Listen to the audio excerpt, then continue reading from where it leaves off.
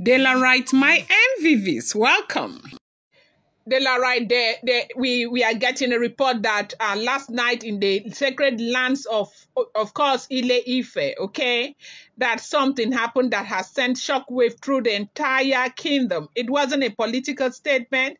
It wasn't a public announcement. It was a spiritual eruption. A fire, was set, not a physical fire of destruction, but a spiritual fire that engulfed the palace and exposed deep secret betrayals and the hidden forces that were responsible for Queen Naomi's painful and, controversial exit from the palace of the Ooni of Ife. You know that time and time again, there have been speculation that, she didn't leave the palace on her own. And you and I know that she couldn't have left the palace on her own now.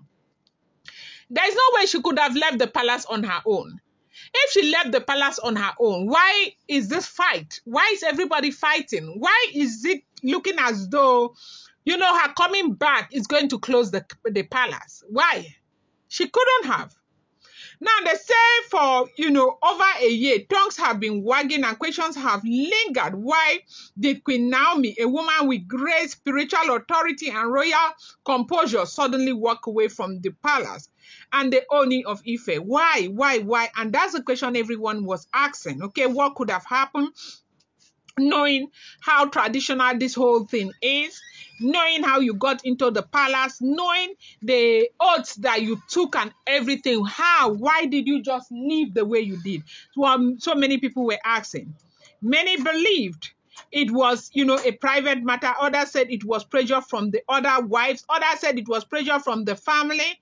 Others said it's other women outside and all of that. A few whispered that it was spiritual warfare. But last night, the truth finally broke out like a dam of ancestral silence that could no longer hold back the cries of injustice. Now, you know that Kabiyesi is a king that has a lot of wisdom. Some of the things that, is being exposed today, it's not as if Kabiyesi doesn't know. He knows everything. But he is keeping quiet because as a king, there are certain things that people expect from you, and there are certain things that they really, really do not expect from you.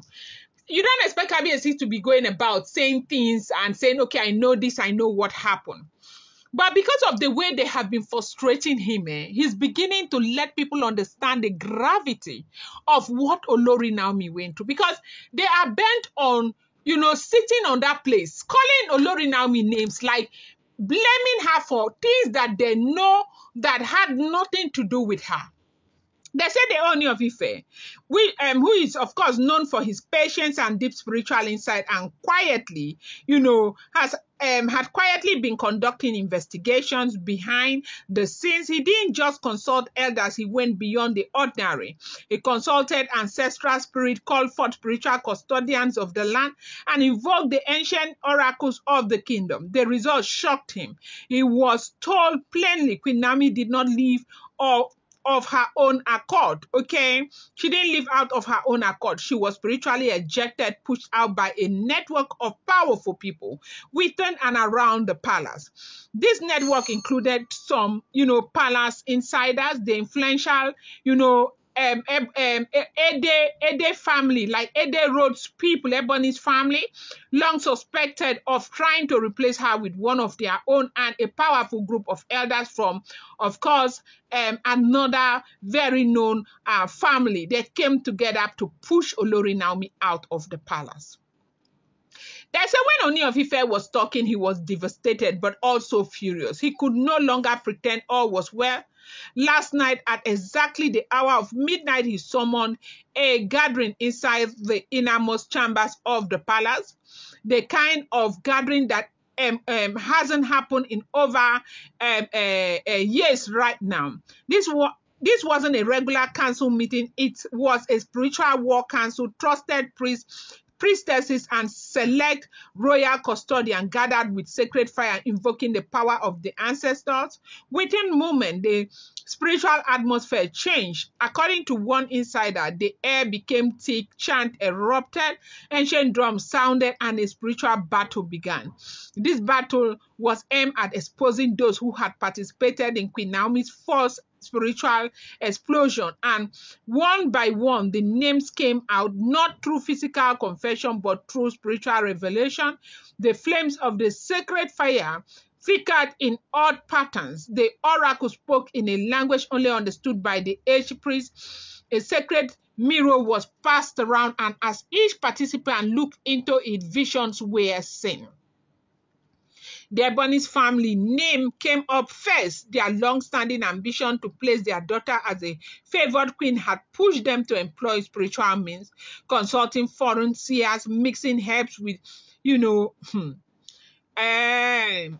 with red, and bearing strange items within the palace garden, not far from Queen Naomi's prayer altar. This act was not only a direct attack on Queen Naomi's spiritual authority, it was also an insult to the ancestors who placed her there in the first place. Kabiyesi made it clear to each and every one of them. He's been keeping quiet all of this time. Does not mean he doesn't know the people who are directly responsible for what had happened to Olori Naomi. Yes, so Delarite, let me use this opportunity to give an amazing hug, or to give hugs to our channel members, as in beautiful hugs, okay? You know, my mommies, my daddies, my aunties, my sisters, my everything. I love you guys. Thank you for your support. I want you to know, say, I know they take una support for granted. I know they take una the play. You guys mean a lot to me. I love you. I am grateful for everything that you are doing for me, whether it is 1 cent, 1 kobo. It is your labor, and I am not taking it as for granted. I know that it is so much love you're giving to me.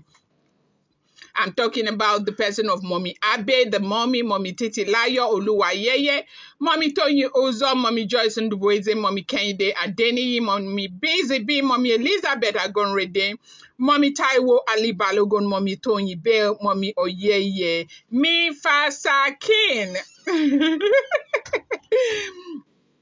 This name I call Mommy Elizabeth. Please, oh, it's Mommy Elizabeth Ogunrede, not Agunrede. Please forgive me. I love you guys. I say may God bless you. May God make his face shine upon you. May all that you ever wish for come to you in this world. I appreciate you. I love you so much. Thank you. Thank you. Thank you from the depth of my heart. Thank you so much.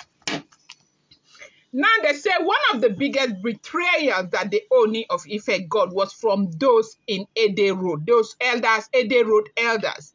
Ede Road elders' betrayal, was hard to believe at first, but one of their own, an elderly man who had become partially blind 2 months ago, finally confessed before the sacred fire. He revealed that a sacred covenant was entered into, one that promised alleviation, gift, and increased influence in the palace if they could cut the spiritual cord between the Ooni of Ife and Queen Naomi. That cutting, he said, involved an ancient rite of separation that was not approved by the Ooni and not sanctioned by the kingdom's ancestral law. It was pure, a spiritual rebellion. You see now, if they want a woman not to be a part of the life of the Ooni of Ife, there is an ancient rite that they can use to cut their spiritual cord, okay? Cord is spelled C-O-R-D, right? So, you see, everything about the Ooni of Ife is spiritual. They say they did this to them. The palace insiders who helped in carrying out these rituals are now facing serious spiritual consequences. One of the queen's former aides reportedly began speaking and vomiting, from what they said, though, what happened only yesterday. They say that woman was vomiting feathers just moments after the sacred fire ritual started. She was rushed out of the palace but hasn't, regained consciousness since. Another staff member confessed to stealing a piece of Queen Naomi's clothing and handing it over to a group of women and claimed they were performing a fertility cleansing, only to realize later it was for a banishment ritual. So this thing about cutting people's clothes. Why are they cutting people's clothes? What do they do when they cut people's clothes? I recently heard that in the Yoruba land, when they cut your clothes, I don't know if it's applicable to all other African culture, but they said if they cut your clothes, they could use it against you. Now, with this revelation, the Oni has made a bold decision. The palace is officially under, as in all of those shrines, all of those sacred grounds in the palace, they have locked everywhere up, because most of the things they are doing in those places. And they say people were so disappointed. People were so disappointed. Kabiyesi had to bring everything to light for people to know what he has gone through, even though he has not been speaking. Okay, because right now there is nothing he wants more than, having his Queen Naomi back into the palace. Going to bring you more update. Do not forget, these are all alleged rumors, unverified information making the rounds on social media and should not be seen as fact.